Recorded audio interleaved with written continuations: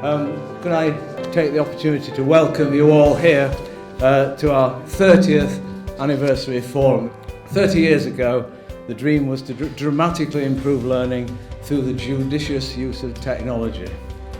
Desktop computers had just appeared, and I was head of physics at Bradford Grammar School at the time, and I thought 10 years and the education scene would have been transformed, but it's taking time to get through, and what we've learned is one has to do it gently and slowly and carefully. And one of the things we're thinking out very carefully now is, why can't candidates go in, do the exam on paper, or alternatively do it on a tablet? And so we're working with partners, many awarding bodies that are here today, and RM as well. We're working with them on the possibility of that being the simple choice. So we now realise it's going to be evolution rather than revolution. So the question that we have to ask ourselves and the exam boards and Ofqual have to ask is whether or not our exam system is failing to keep pace with how and when students learn and what they learn. And I think, as Bob was saying, people perhaps have thought that taking exams might have moved on, but it does still seem to be very traditional.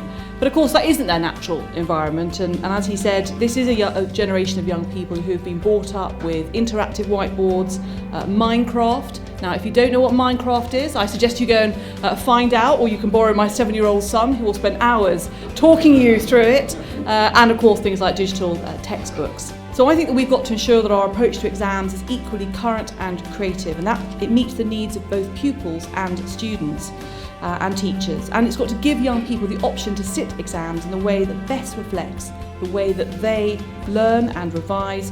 But I also want to see us using technology to help to alleviate teachers' workloads too. A small proportion of schools are doing absolutely wonderful things with digital technology. Things that really prepare kids and enthuse kids and get kids in a state where they're really ready to make a contribution and be valuable members of society. And then 3 months before the national examinations, they stop doing all that stuff. Okay, and they put away the laptops and the tablets, and they get out their biros and their exercise books, and they go back to didactic teacher at the front teaching. And why do they do that? Because their kids have to get their handwriting muscles into shape so they can write for up to 6 hours a day. They have to learn how to write on paper, which is a weird and different experience for so many young people these days. A paper-based 3-hour exam cannot measure some of the things that we think are really critical in the world today. Fixed date paper-based exams introduce many chances for mistakes. Illegible handwriting, postage delays, no backup copies, just to name a few.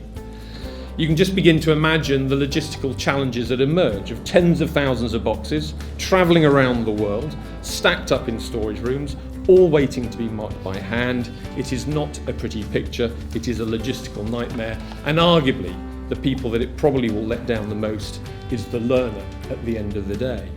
Well, City and Guilds took a very bold move over 10 years ago and shot out in front of everybody else to do assessments on screen, and they showed the world really how to do it. And throughout our history, we have depended on innovation and new technology. It has been core to our success. So when e-assessments began to surface in 2002, naturally we started exploring the possibilities. And back then we had no idea that e-assessments would become very much the staple of what we do. Our intention was simple. We wanted our assessments to be accessible to as many people as possible. So we became the first awarding organisation in the UK to offer large-scale online testing as an alternative to paper and pencil-based exams. 13 years on, we've delivered and certificated some 16 million online tests around the world. It is our primary testing channel, but what's clear is that we are only at the tip of the iceberg in terms of how technology will impact and change assessment. So let me finish by thanking BTL for all of your work so far. I know that you work with some of the major exam boards in the UK, and I'm sure that they are very grateful for your services and support. But I hope I've demonstrated there is definitely more that we can do in this area, and I want all of us to start thinking about the future of our exam system, what best practice looks like, and how we make the marking process work for teachers. And the great work that BTL and others are doing could really have a major impact in schools. It could help us to get back up there as world leaders in education, but more importantly, it could make schools more relevant to the real world and to the learners within them. Being able to see and hear someone demonstrate skill is a much more authentic and flexible way to validate their competence. And 5 years ago, we started working with BTL, and I think it's fair to say that we have never looked back.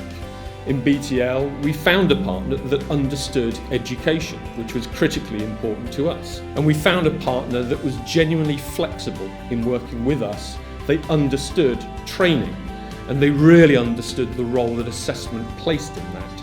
And importantly, they happened to get technology too. And a big thank you to you for coming along for our special occasion and making it such a great day. So thank you, and perhaps we'll applaud ourselves.